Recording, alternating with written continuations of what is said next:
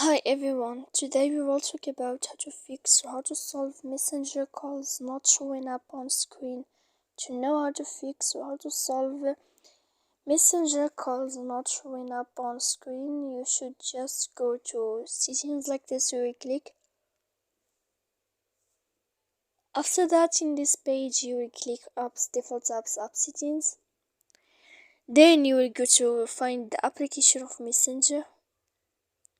After that, you will go to click for stop. Then you will enter to storage. After that, in this page, you will click clear cache. Then you will go to click clear data. And after all that, you can update your application. So please don't forget to support us by like and subscribe. See you next time in another video.